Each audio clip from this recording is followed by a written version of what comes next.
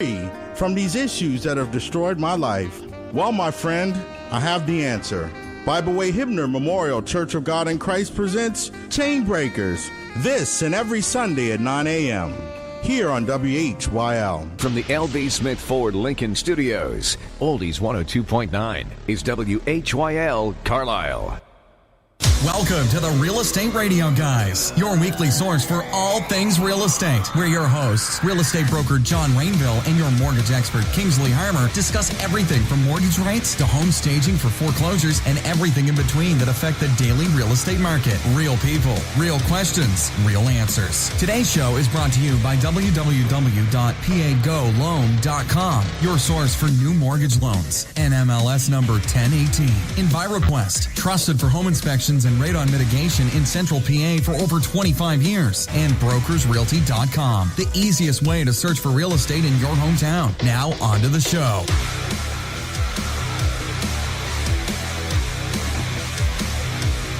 The Real Estate Radio Guys with John Rainville and Kingsley Harmer. We'll be right back. Good morning, everyone. It's a beautiful day in Pennsylvania. Spring is finally sprung. We can't tell you how much we enjoy this after our snowy winter. So, good morning. I'm John Rainville, the broker of brokersrealty.com, a Pennsylvania, New York, and Maryland real estate broker. We also have an outpost down in Georgia. And my co-host, as usual this morning, is Kingsley Harmer, pagoloan.com, your source for trusted pre-quals in Pennsylvania, Maryland. I like that. Yeah. I like the shirt. You had a nice shirt on the other day, too, with, what was it? What was the hashtag? Go GSF loan? Hashtag own the loan. Own the loan. Own the loan. Yes. Hashtag own the loan. I like that. Yeah, well, we got to get into, the 19th century here, so have to, figure out how to use those hashtags.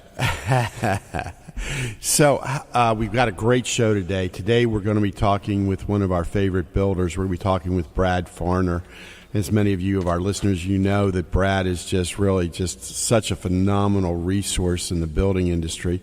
He builds everything from log homes to what we consider to be stick-built, to SIPS homes, to modulars.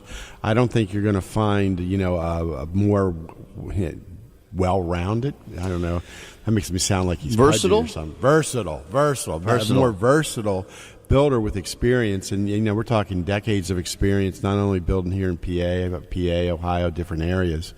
So Brad's going to be talking with us today about how you select a lot, and things that you need to consider if you're going to build a home for the lot. So that's going to be, I think, pretty interesting this morning. Yeah, and especially in today's market with the inventory still tight, very tight. And you get into those areas between 100 to 225. There's nothing. There's not only is there nothing, but you've got so much competition. People are bidding, outbidding, driving the prices up, which again, just $5,000, $6,000, $7,000, $8,000, $9,000, $10,000 over asking is so common right now. Yes. So I mean, there really is no, I hate to say, first-time home buyer segment anymore. That 80 to 125,000 affordable housing does not exist. Is all but gone. Yeah. So we find ourselves struggling to find alternatives, and one alternative is to build your own. If you can find the plot of land, correct, which is the first step. And then you guys have a special loan that you can use. Of course, there's special loans that can be financed to purchase all of it with as little as nothing down. You can actually purchase the land, the builder, and all the soft costs with USDA, VA, and even low down payments for regular FHA loans. But what a country! Getting to that point is the task. Well, I want to let you know, we had Weed Man on. Remember Weed Man?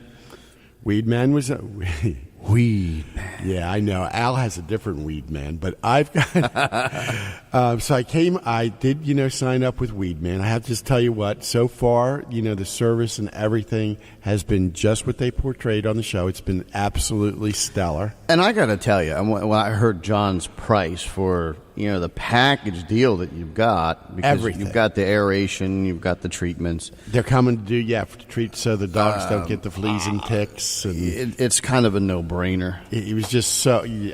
And I have to tell you what, their customer service is really great. So they give you a phone call to let you know that the service is going to be done. You get emails, you get bills in the mail, but you get everything. I mean, they contact you all a different way. They put a door hanger up. They put a little yard sign up saying that your yard's been serviced by Weed Man. Beacons.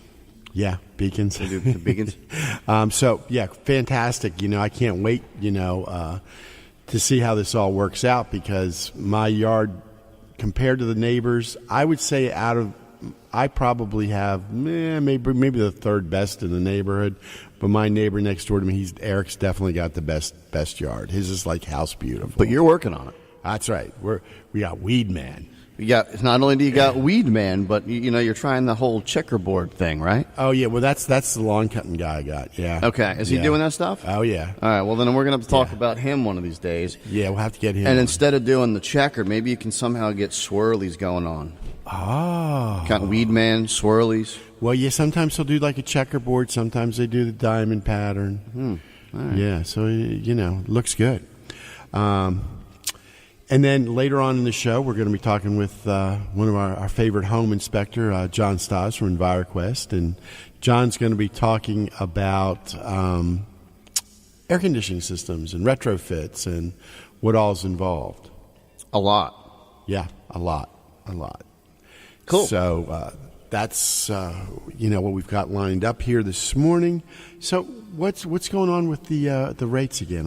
I saw you in your office the other day doing a mortgage interview. Well, it's funny. Rates were up. Everybody was worried about rates. They skyrocketed over the last couple of weeks, and then I should say before that, and then over the last week or two, they've slowly crawled their way back to the lowest point that they've been in the last few months. And then all of a sudden, you get one report come out or some crazy thing about us going to war, and right up they go.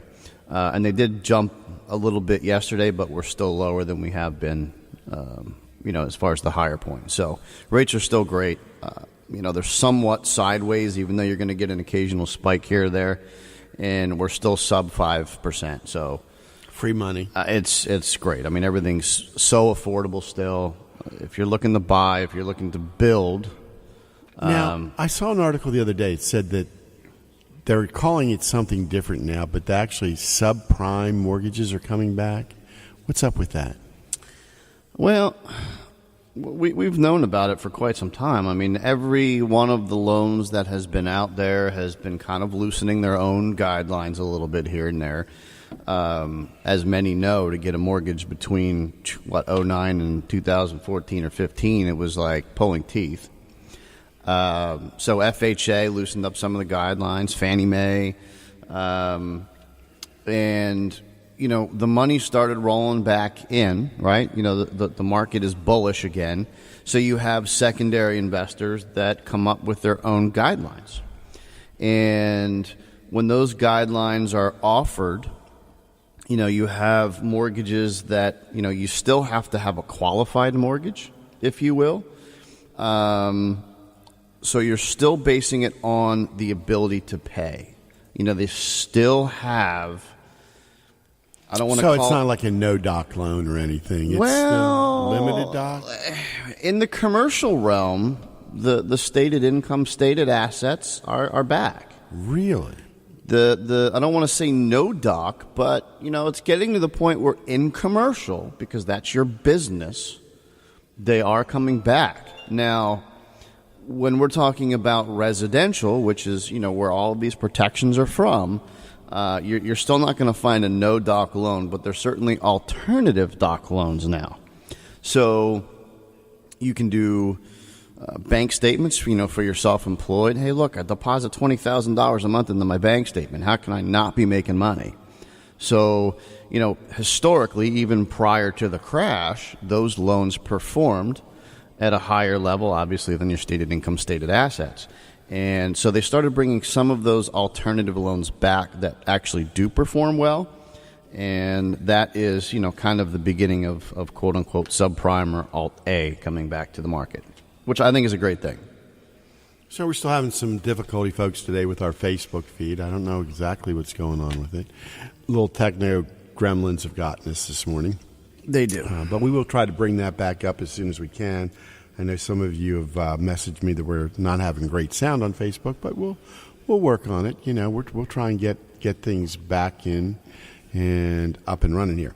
So the market is still cranking along, and like Kingsley was saying, we're still short on inventory.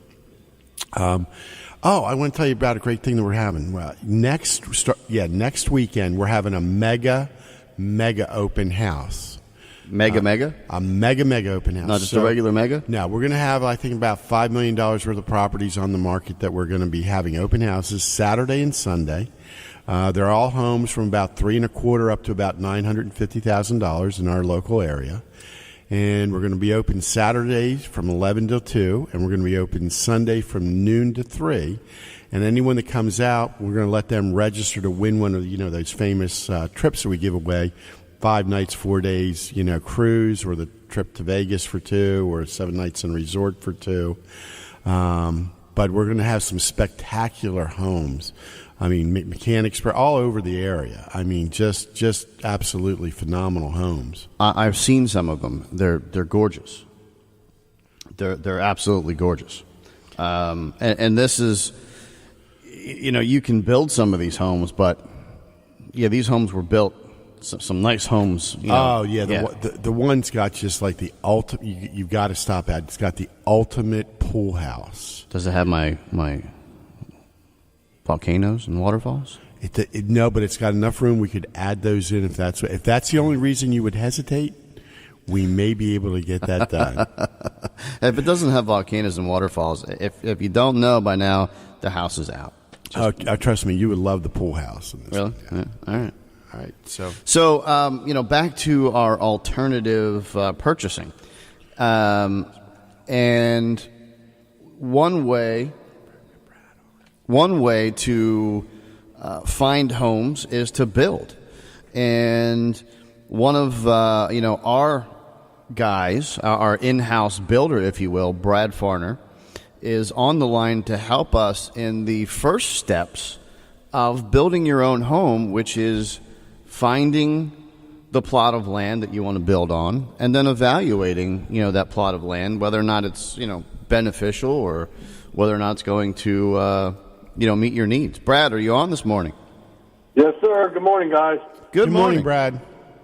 So Brad, tell us a little bit about your process when you work with a client that doesn't have a plot of land yet. I mean, what are some of the things that you do first? I mean, where do they start? Where do you start at?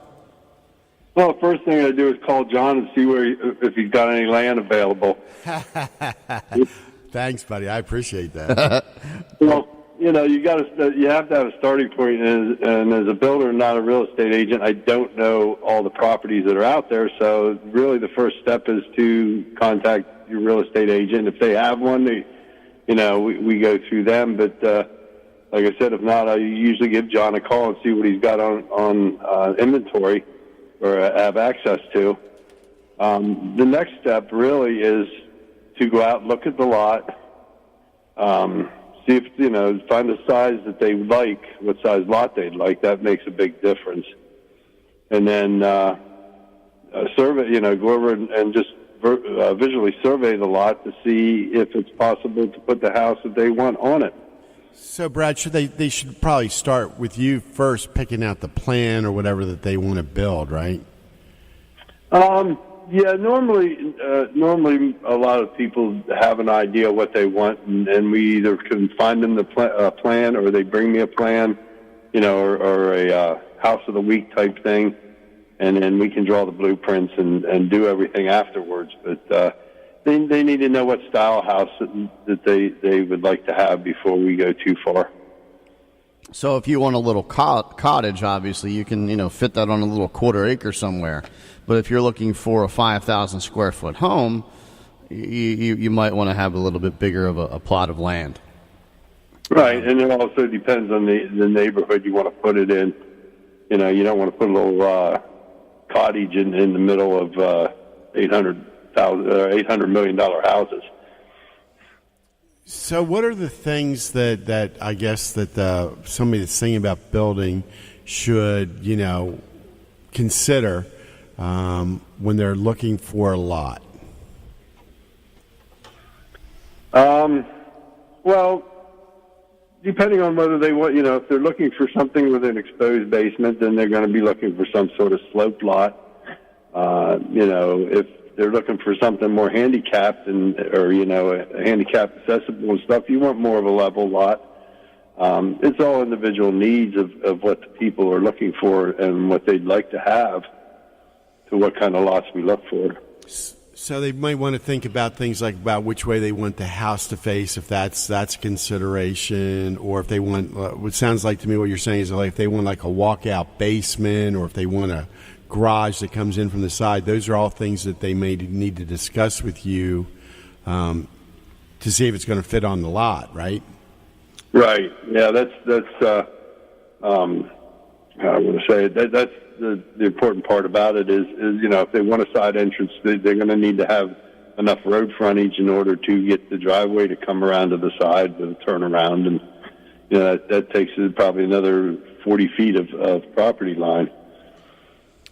And I guess they have to sort of decide whether they want to be like in a neighborhood or if they want to maybe be out in a rural lot. And can you explain to them, the difference things, like if they're looking for like well and septic, that's going to be different than if they're looking for like public sewer and water, correct? Right. There are people that do not want to be into residential, development. And when you do get out into the rural areas, you do deal with the water and sewer, or not water and sewer, but well and septic, private, And some people like that, and some people want that. There's a lot of people that do not want to have public water and sewer. The expenses that you really don't have after the initial, if you put in a well and sand mound, which is pretty much what we do today, you have initial costs, but then you don't have the monthly payments. So I would imagine that one of the key things to look at would be the slope of the property, right? Which is kind of what we're talking about versus, for handicap accessibility, walkout basements, etc. Is there a general acceptable level of slope that a lot can have? Not really. I mean, you can build on anything, but it's just going to raise the costs and the foundation costs and the fill costs. You can take a severely sloped lot, put a house on it, but then you have to haul in a lot of fill unless there's access to it somewhere on the property to fill in the front of the house, to get it semi-level. Okay. Brad, and I guess, they ought to take a look at the lot, because in some of our areas around here, we see where it's got like a lot of like limestone outcroppings and that. How does that impact you as the builder when you're going to build a home if you run into some rock? Well, all builder contracts have a rock clause in it because we don't know what's under this ground. I've built a lot up around Carlisle, and we did a lot of blasting on a lot of houses. You don't know that. That can be it's going to be an extra charge if you get into the blasting and stuff. But there's a rock clause in the contracts to cover the builder. So with that being said, we've got, the slope, which is obviously important for a numerous number of reasons. You've got, I guess would be kind of like a soil test of sorts to make sure that you can build there, right? Well, if you're doing a septic system, you will do the ground probe where we dig down, and a soil expert will come in and inspect it to see that what type of septic system it will handle, and then they do the perk test to see how the ground soaks up the water, basically, at what rate, and then I'll tell you. Then they design the sand mound to that. There are properties that do not perk and probe. There's not too many, but I've had it happen where the lot is just unbuildable. Well, when you see a lot of these, builders, I guess, come in and they, buy a huge tract of land and subdivide, they're all seems to be required to put some sort of runoff in. So when you're doing a whole development or a street, how much grading and development of the land, how much of a task is that to make sure that it meets certain standards? Well, with the slope of the land, depending on what the slope of the land is, you may have to put in a retention pond on your property to catch the runoff. I think I'm not. Don't hold me to this, but I think it's somewhere about 8% that you'll have to put into a retention pond. And then all that does is collect the groundwater off the property, off the driveways, and doesn't let it run into the streams, nearby streams and stuff. Brad, can you sort of explain to our listeners, how setbacks and that building envelope all play into it? Like, the difference between like a corner lot may impact them on where they can position the home in that. Yeah, if you're in a development or, residential development stuff, normally you have like a 35-foot setback off the road to the front of the house. And then, like in Fairview Township here where I live, I have 10 feet on one side and 25 feet on the other side. And then the back, I think, is 40 feet. So I guess... So you have a building envelope that you have to be with, in... If you go out into the country and buy, acreage, then there are setbacks to it, but they're a lot less than what they are in residential developments on quarter or half acre lots. So within that building envelope, is that where they have to make sure that, like, if they're going to put like a pool in or a shed, that it might fit within those boundaries inside the lot lines? Yes, everything has to be, even sheds and that kind of stuff have to be within the envelope, building envelope.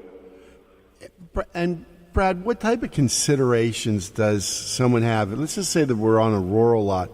I guess utilities come into play too, right? What's available? Can I get electric or gas or something to the site? Your cost could go up depending on, if you buy acreage, how far back on the property you go. You may have to put in a transfer station or poles to run your power back. Normally in the rural area, you won't find natural gas. If you want that, you're going to have to go to propane. So, I know a few years ago we went to the, using the uniform building codes. Is there anything in that has changed for you when you're going out looking at a lot that now you have to take into consideration? Not a whole lot. I think the main thing is the and it's not really the codes, but it's more DEP is your water runoff and drainage on a property.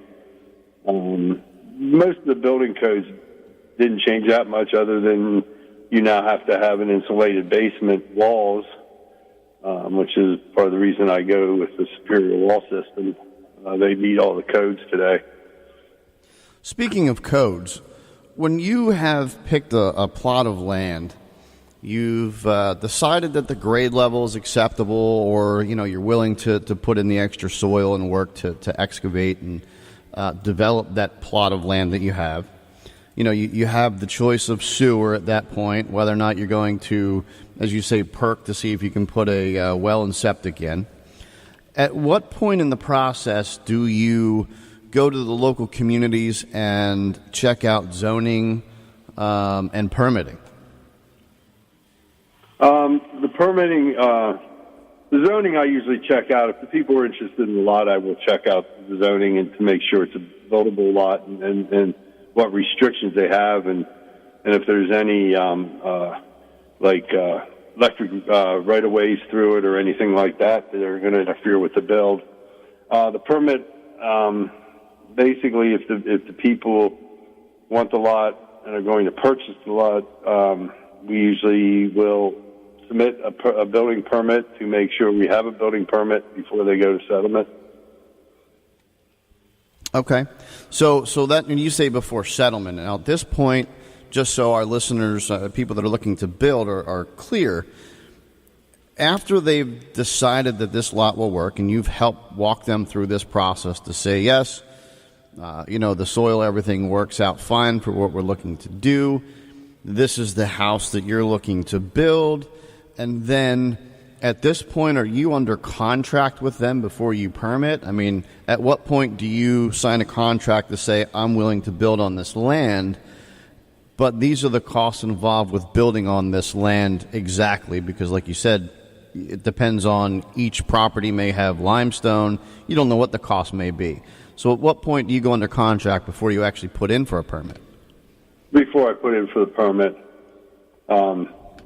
we'd be under contract before the permit would be submitted. Now, and as a builder, from a standpoint of, from the way you look at it, will you actually go under contract with a buyer even before you find that plot of land? Because you have maybe a design build up and you go under contract for the house, and then you look for the plot of land, or do you have to have the land and the house built and everything set up first? We can do it either way. I mean, I have had customers that want me to build for them, and we've already come to a preliminary, I'd call it a preliminary contract for me to build the house, and then we'd find the lot and then do a final contract.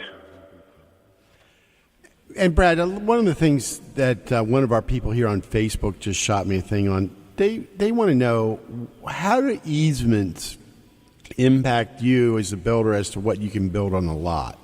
I know that, there are utility easements a lot of times. Sometimes there's someone has an easement for access, but how does that play into what you're able to do then for them as a builder? Well, the easement is going to be a strip of property, a strip that goes across your property that you cannot build on. The utility company or whoever it is has to have access to be able to come across there. There's either an underground, pipeline like they're running right now through a lot of these developments, including ours. But you have to stay off of that. You can't put structures on it, because if you do, they can come in and just remove the structure if they need to dig something up or get through with equipment. So it sounds to me like that easement could actually be also within that building envelope, correct? You might have an easement, you might have the building envelope where they can build, but yet there still may be an easement in the front or backyard that they can't, maybe for utilities or for pipeline, that they can't build on top of, right? Right. Yeah, I mean, if you wanted to put a pool in, if there was an easement through the backyard, you're not going to be able to do it. And that's stuff that you have to know. Can you put a driveway over an easement? You can, yes. But they have the right to come out and dig that driveway up. Normally they would replace that driveway. It's not a fixed structure like a house or a pool or something like that. So you might be able to, like, if you had one of those sheds that they come and drop, maybe put that on where there's an easement, because that could be like moved then. Yeah, I mean something like that that's not not fixed, can be moved. You can do that. So here's an interesting question for you then: are you allowed to build on a plot of land that you don't have road access to, but you were given an easement from a piece of property from a private owner? Yes. That easement would be put into the deed and signed by both the property owner that's giving you the easement and the owner of the property, the customer. There's a lot of lots out, property out here that are landlocked that you need to get easements through. If you can get an easement to the property, you can open it up. Interesting. And now, is that pretty much set in stone across the board, or is that county specific or township? That's a legal thing for the deeds. That's pretty much statewide. As long as you can get gentlemen to give you the easement or buy the easement, a lot of people will charge, X amount of dollars to let you put a driveway through and give you that easement, because when they do that, then it's not really any of their property anymore. Well, yeah, they couldn't build on it either because it would take away the right to get to your home. Right. Now, when it goes into the deed, I mean, that's kind of a permanent thing. Is that as long as the owner owns that property, or does that pretty much pass on from owner to owner? That'll be passed owner to owner. Okay, so if you're able to get an easement on a piece of property, that ties along with that deed for the life of, well, I guess that loan or that property. Yes. Okay. Hey, we are going to pay some bills here, Brad. We're going to come back here in just a minute, right after a commercial break. All right. The Real Estate Radio Guys with John Rainville and Kingsley Harmer. We'll be right back. Everyone wants to buy, sell, or invest in real estate. If only they knew the best way to do it. Hi, I'm John Rainville. And I'm Kingsley Harmer. And we're the Real Estate Radio Guys. We bring over 40 years' experience to talk about all things real estate. Weekly, we'll discuss the latest trends, hot topics, along with tips and techniques that could save you thousands and eliminate headaches. So tune in to the Real Estate Radio Guys, Saturdays at 8 a.m. here on WHYL 102.9. Real topics, real answers for real people. Are you working with a mortgage company that offers pre-approvals or just pre-qualifications? Does your mortgage company reward police, firefighters, military, teachers, and nurses with better rates and fees? How would you like to apply and be updated on the status of your loan right from your phone? Introducing GSF Mortgage Corporation, where technology and relationships make the difference. Visit pagoloan.com to apply or call 717-200-4800 for more information. NMLS number 1018. Everyone wants to buy, sell, or invest in real estate. If only they knew the best way to do it. Hi, I'm John Rainville. And I'm Kingsley Harmer. And we're the Real Estate Radio Guys. We bring over 40 years' experience to talk about all things real estate. Weekly, we'll discuss the latest trends, hot topics, along with tips and techniques that could save you thousands and eliminate headaches. So tune in to the Real Estate Radio Guys, Saturdays at 8 a.m. here on WHYL 102.9. Real topics, real answers for real people. Are you working with a mortgage company that offers pre-approvals or just pre-qualifications? Does your mortgage company reward police, firefighters, military, teachers, and nurses with better rates and fees? How would you like to apply and be updated on the status of your loan right from your phone? Introducing GSF Mortgage Corporation, where technology and relationships make the difference. Visit pagoloan.com to apply or call 717-200-4800 for more information. NMLS number 1018. Buying or selling a home? For professional home inspection, call EnviroQuest of Harrisburg. Their certified home inspectors will conduct a thorough inspection and provide a detailed report with many pictures. They'll explain the findings. Do you have elevated radon levels in your house? Call EnviroQuest. They have fixed over 10,000 homes over the last 25 years. For a professional home inspection or radon mitigation, call EnviroQuest at 233-6144, 233-6144, or visit EnviroQuest online at evqharrisburg.com. That's evqharrisburg.com. Back to the show, the Real Estate Radio Guys with John Rainville and Kingsley Harmer. So, we're back with Brad Farner on this beautiful, what's it supposed to be yesterday? I think reached 85 degrees in our area. Yeah.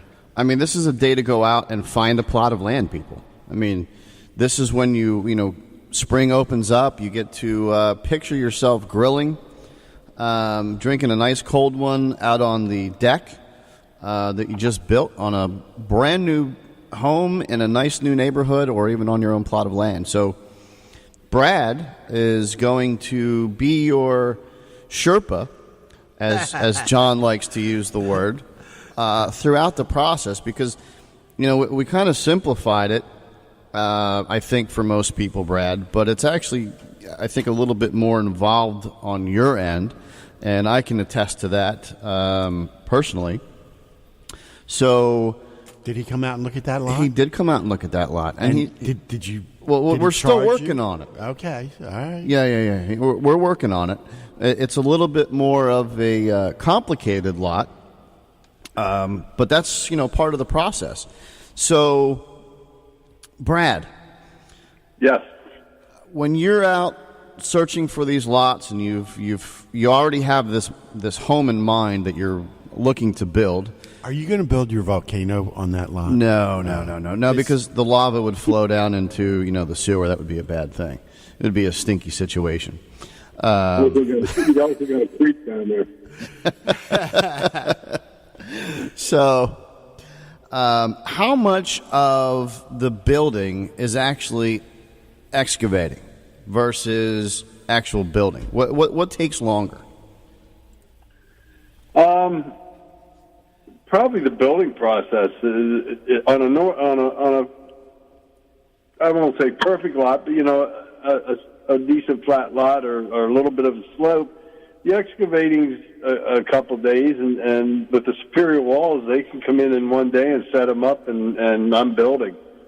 So the prep work is probably 2 weeks. The build is anywhere from 4 to 6 months.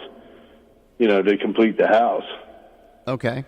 All right, and so I was just going to ask you, the time can be anywhere from 4 to 6 months of overall time, right? So in Pennsylvania, obviously, weather is a huge factor. So if you were to start building now or start the process today, the likelihood that you're in by Christmas sound something realistic? Well, realistically, right now, we're in the beginning of April. If it's not a real complicated build, I could have them in before school starts in the fall. That would be nice. And I think that's pretty much the target or the reason why the spring market's so hot, isn't it? Yeah, because, a lot of people either want to start in the wintertime and, or before it gets cold and be ready to move in as soon as school's out or before school starts. Now, do you have room currently? I mean, do you have space open to work with clients over the summer to put together some builds? I always have room. And that's a good answer. I always take time out. I will always have time for that. And for somebody that's in the beginning process, or even if they already have their plot of land and they need a second eye to come out and check the feasibility, what's the best number to contact you on to get the process started? My cell number is the best number. It's 717-574-5439. So we're going to put that up on our Facebook page. Yeah. It was 717-514? 574. 574. 5439. 5439. All right, and again, we're going to put that up on our Facebook page. So we've got Brad Farner, who has looked at lots for, I think, quite a few years now. For those of you that haven't listened to our show before or our episodes with Brad on, Brad, can you tell our listeners a little bit about how long you've been building homes? I've been in the construction business for 40 years now. Been building homes for probably close to 30 of those. So would we consider that seasoned? I'm just checking. I mean, well, here. Let me tell you from a real estate broker's standpoint. The advantage of working with somebody like Brad is he's not a newbie.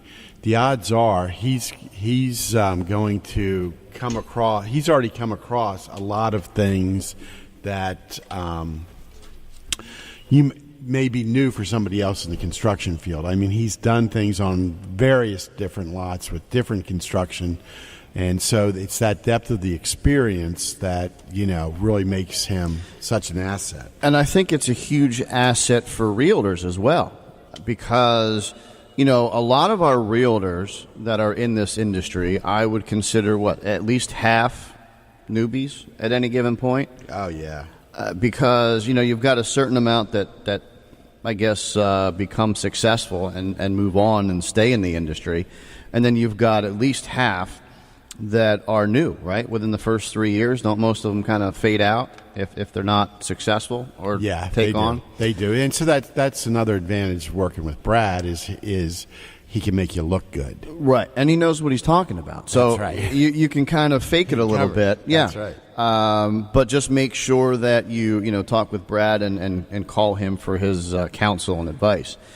So yeah, at this point, if you're thinking about building, the first step is to, I would say, call Brad and, walk through him with what you're looking to do and let him tell you whether or not it's going to be feasible or not.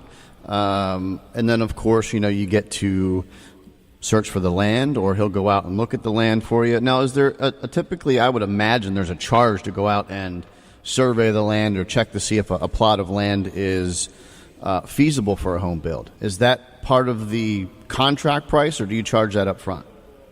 Actually, I don't charge for that. Seriously? Seriously. Wow. It's a courtesy to the customer that I'm not going to charge them to go look at a piece of land. Wow. Because we've pretty much already been discussing stuff, beforehand of building and stuff. So it's just a courtesy. Wow. So no charge, folks. If you're thinking about building, Brad is an invaluable resource to reach out to from the get-go. He can kind of walk you through the fields, the mazes of building your own home, and having somebody like Brad is again, just a great resource. So one more time, that number for Brad is 717-574 5439. Perfect. I wrote it down. And that's his cell phone number. Brad, we, as always, appreciate having you on. We always learn something, as well as our listeners. Don't waste time this summer. If you're looking to build a home, now's the time. Now's the time. And the other big thing, too, is most people know, is the land is becoming such a commodity. It's becoming hard to find. Yeah. So if you're wanting to build not even necessarily your dream home, but just, your own plot of land, you better hop on the horse and get on it. So, again, Brad, thanks for coming on. Have a great weekend. I appreciate it. I want to mention one thing, though, before I get off of here, that the Pennsylvania Log and Timber Frame Show is at the farm show next weekend. It is next weekend. So you guys are going to be there with Crockett Homes? Yes. Nice. Maybe we'll get out and chance to see you. We should get out there, and we should get over to the farm show. And for those of you, again, forgive me, if you don't know Brad, he's been on our show a couple of times. We actually did a special on Crockett Homes and log homes and building. We'll put them up on the we should put them up, and you should also check out our previous podcasts or broadcasts on Spreaker.com, and I think we're on iTunes for that show as well. If you search Crockett Homes and Brad Farner, you'll actually find a couple of shows with him on it. Thanks for reminding us, Brad. All right. Well, thanks for having me on. Well, we always appreciate it. So everybody get out to the log show next weekend. And that runs, Friday through Sunday? I think it's Friday, Saturday, and Sunday. I don't have the papers in front of me, but I think we set up Thursday, and then it's Friday, Saturday, and Sunday. And do you have you'll have a booth there for Crockett Homes. So if you're thinking about building and want to get somebody to, start looking at some land, stop by. Any questions, stop in by there and see Brad. Yeah, he'll be there for your questions and to start the process, just, without having to set up an appointment, casual. So and I will be giving John, I have some of our mini catalogs here that I'm going to give John when I see him. Perfect. And how big are the catalogs? Can we upload those? You can go on Crockett Log Homes, and our full inventory is on there, and about the company, and that we do custom building with the logs. But there's a lot of floor plans and houses on our website. So I'll tell you what, while we have our listeners on, if anybody is looking to build and especially want some information on Crockett and Brad Farner, if you actually instant message us on Facebook at Real Estate Radio Guy, we will actually, I'll go and PDF a version of that booklet and email it over to you. And so once again, send us an IM on Real Estate Radio Guy Facebook or even my personal Facebook page and ask me for that Log Cabin, Crockett Homes, and Brad Farner pamphlet, and I'll get that in a PDF version and get it over to you. Fantastic. All right, Brad, have a great weekend. Enjoy the weather. Oh, I am. Thank you. Thanks, Brad. So interesting. I mean, in this day and age, we have so much technology. We've got so many resources, Brad obviously being one of them. And we've got such little inventory. We need to sometimes bob and weave. We need to figure... Bob and weave? Yeah. You never heard the term bob and weave? I think that has something to do with, like, sewing or something, doesn't it? Bob and weave. So I've seen over the last month in general, so many of my clients that have put multiple offers in. I mean, multiple offers. They've gone and looked at half a dozen or more homes, put offers in on 4 or 5, 6 of them, and have been outbid or shot down, or there's an all cash offer. The competition on trying to find a home right now is so great. It's tremendous right now. If you just took control of that whole process and said, wait a minute, we've looked at all these homes. I've hated the kitchen. I've hated the layout. I've hated the plot of land. What would my home look like if I got to just draw it up and dream it up? Well, now you can. Right. You might not have to settle for a used home. You might be able to get brand new and build what you want. Build what you want. And for those of you that think that the stumbling blocks of finding the plot of land, yes, if you were to finance a plot of land, you need usually at least 25 to 30% down. And that's a huge stumbling block for most people. But now we've got this great one-time close program that the cost of the land you can put under contract. The cost of the builder, you put under contract. You close once. You qualify like you would any other mortgage with as little as $0 down. So if you've got a property that's in USDA eligible areas, you can build your own home with $0 down payment. VA eligible, $0 down payment. FHA, 3.5%. So go online, get pre-qualified. That's usually a good step to see if this is even a feasibility for you. You can go to pagoloan.com or actually onetimeclose.com, and we can get the process started. So we also have today a special guest who's with us every single week, Mr. Staz, our weekly hometown inspector. Good morning. Good morning. He's more, he's a property inspector. Well, hometown property. Hometown inspector. He does it all. Yeah, he knows Brad too. You know Brad? I know Brad. It's a small world in this environment. Brad's been around the block, and I think John's been around the block too, haven't you? We're all family here. Yeah, so John's been in the business at least for a couple of years, from my understanding. Yeah, he's been around. Yeah. What do we got going on today? Well, doing home inspections, especially in older homes, we get a lot of people that say, "Hey, I want to install AC. I don't want these window units." So I wanted to talk about some of the options that are available. If you have an older home, you have the window units, and you want to install something more permanent. So one of the first things we look at in that instance is there a duct-based system via, a hot air heating system? Because a lot of times for a few upgrades, you can take that, gas heating system or the hot air-based heating system, and modify it so that you can add cooling as well. So the first thing we look at with a heating system, it's a lot of times there's minimal returns. So sometimes you do have to make some upgrades as far as adding more returns, because the cooling will only work as well as the air can be returned to the unit. So we need to take a look for our client and say, hey, look, you're probably going to have to add some returns here. There's minimal returns. And for our listeners, what is a return? So the return, you have supplies and returns in your air-based heating system.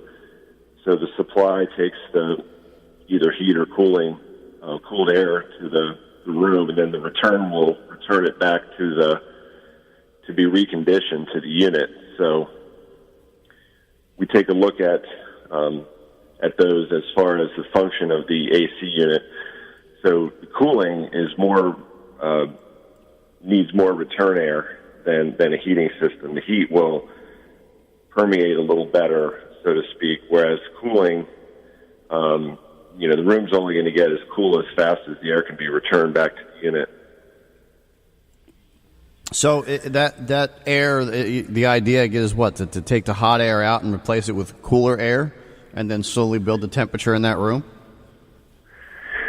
Yeah, so, basically a good way to look at it is you can pump as much cool air into a room as you want, but it's only going to get cool as fast as the warmer air gets returned back to the unit to be recooled. So you need that circulation or the circular flow. There's a couple different ways to accomplish that.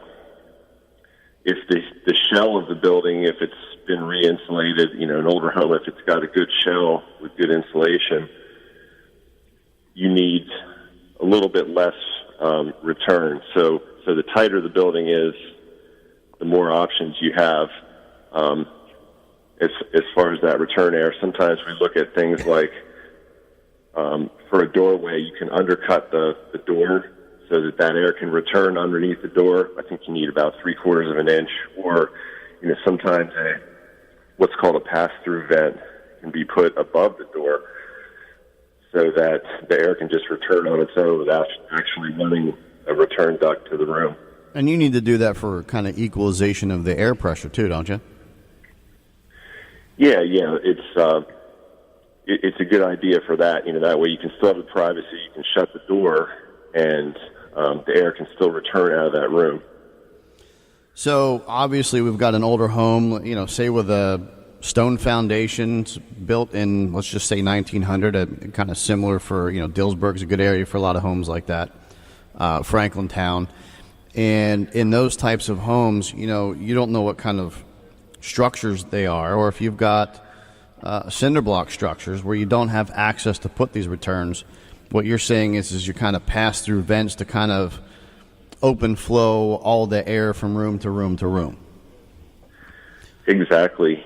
Yeah, and there's a lot of good technology as far as different types of heating and cooling systems, such as a home inspector, I've been amazed with these high-velocity cooling systems because, as part of the home inspection, we go in and we take temperatures and we have we talked about last week, the thermal heat guns, thermometers, and so we'll be taking the temperature. I've experienced these high-velocity cooling systems where I go and take the temperature of the wall and I turn the unit on, and I'm just amazed at how quickly it cools the room, when I'm monitoring the temperature. And high-velocity systems. And for our listeners, what exactly is a high-velocity system versus a regular, ducted system in a house? The high-velocity systems, usually a return duct is going to be, maybe 6-inch by 12-inch. They come in all different sizes, but they're a larger size duct. The high-velocity, I believe it's either 2 or 3-inch duct, and it moves the air at a faster rate through the pipe. So, the same quantity of air is being moved. It's just moved at a higher velocity through a smaller diameter pipe. So I remember my first encounter with, I saw this little circle in the ceiling, and, literally runs through, like you said, 2 or 3 inches, like PVC pipe, right? So yeah, it's less invasive, if you will, especially in older homes where you don't have a lot of room to put ducting. But it still cools the room down kind of at the same rate or more, if I'm not mistaken. Yeah, I'm pretty amazed by them. One of the disadvantages is they can be a little noisy. With that high velocity air going through there, you can sometimes, they're a little louder because of the velocity air that's going through that smaller diameter pipe. So, John, are those easy to retrofit then into like some of these homes that are really old with the old style framing with that balloon framing and that? Can you install those in those? Well, it's all it's all relative. The HVAC contractor is going to look, here's what I need. How can I install this? Is there a closet? Is there some way that we can, run this up the wall and then box it in? So it's all relative to, what's available. In doing these home inspections, we see a lot of these retrofits where they found a closet here. We can run this up so that way, it's less invasive. What about, if you run into homes where it's just almost impossible to run ducting, what about those units that they have that you basically affix to the outside of the home? How do they work? Sure, the ductless systems, they work great. Actually, the technology in the past few years has they've really developed those. Once again, they require that your shell be fairly well insulated. If you have a fairly large footprint and the less insulation you have in the home, the more of the heads you're going to need. So it is ductless, so we use those pass-through vents, the door undercuts to get that air circulating. The more open of a floor plan, the better they're going to work, and the better insulated your shell, the better they're going to work. So basically, it comes down to everybody's individual house. It sounds like you're going to have somebody come out and evaluate where your current situation is and what kind of options you have with your house, given the setup. So if somebody wanted to call you up and say, hey, is my house efficient enough for a particular system, what would be the best number to call you to come out and check the possibility of retrofit or maybe even a ductless system? Sure. Best number is 717-233-6144. Hey, an interesting side note.